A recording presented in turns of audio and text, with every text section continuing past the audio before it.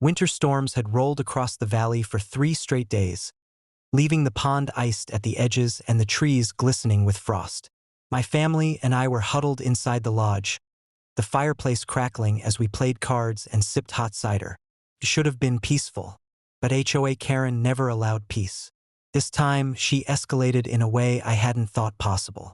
Instead of fines, harassment, or lawsuits, she decided to send muscle. It happened just past dusk.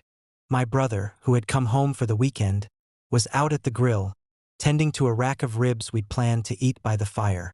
The snow crunched under his boots as smoke curled upward into the frozen air. Suddenly, headlights cut across the clearing. 3 SUVs pulled into the drive, engines growling. Out stepped half a dozen men, all in mismatched uniforms. They wore badges clipped to their belts, though even from the window I could tell they were fakes. "County officers," one shouted, storming toward my brother. "You're under arrest for violating community regulations." I bolted upright, knocking over my chair. They didn't, but they had. Karen had dispatched phony officers to intimidate us off our own land. I raced to the door, but my brother didn't flinch. He stood tall, wiping his hands on a rag before facing the imposters. "You boys picked the wrong night," he said evenly. One of them sneered. "Step away from the grill. You're trespassing on HOA grounds." My brother's lips twitched into a smirk. "Trespassing? This is my family's lodge. I grew up here." He reached into his coat, pulled out a leather wallet and flipped it open. The imposters froze. Inside was his ID, clear, unmistakable, and very real. My brother wasn't just any guest. He was an active state lawmaker. "I suggest," he said coldly, "that you identify yourselves properly before you say another word." The leader of the group faltered, glancing nervously at the others. "We're acting under HOA authority." "Wrong answer." My brother snapped his wallet shut. "You're impersonating officers. That's a felony.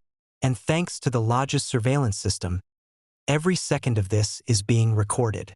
I burst onto the porch just as Karen appeared from the last SUV, smugness plastered across her face.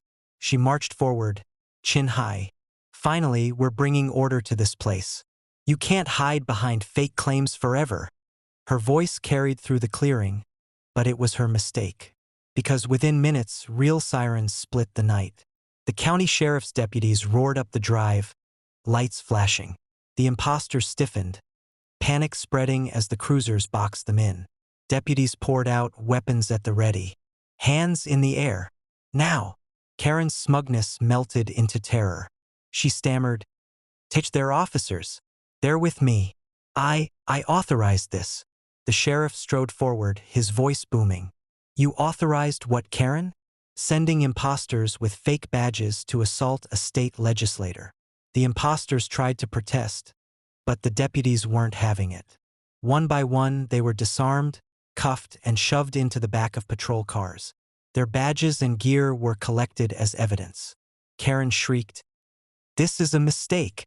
They were acting under HOA rules. I had the right." My brother stepped forward, his voice calm but lethal.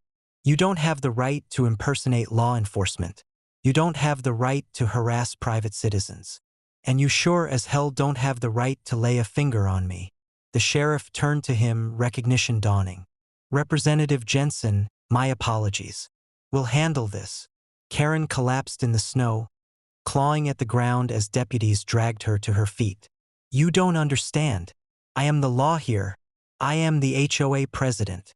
But nobody listened. Her words meant nothing now. The investigation that followed blew the lid off everything. The imposters confessed under questioning. They'd been hired by Karen, paid under the table, and told to rough us up until we surrendered the lodge. She had written the script herself. Prosecutors wasted no time. Karen was charged with conspiracy, impersonation of law enforcement, harassment, and attempted assault on a government official. The penalties stacked up like bricks on her back. When the trial came, the courthouse was packed. Reporters crowded the steps, headlines blaring across the state. HOA president arrested in fake police scandal. Local leader targets lawmaker with hired thugs. Karen's empire crumbled overnight. The board removed her. Her allies abandoned her. And when the gavel fell, the judge didn't hesitate, years of prison time. Back at the lodge, my brother and I stood on the porch, watching the pond glisten under the pale moonlight. She really thought she could win, he said, shaking his head. I chuckled bitterly. She underestimated us. Again. He sipped his cider, smirking. I might raise this incident on the house floor. HOA overreach is getting out of hand. Maybe it's time the law stepped in for good. The fire crackled behind us. My spouse leaned against me, eyes soft despite everything. And for the first time in months, I felt a flicker of peace. Karen had crossed the final line. She thought she was untouchable. She thought we'd bow. But she forgot my family doesn't bend. And this time, the whole state saw her fall.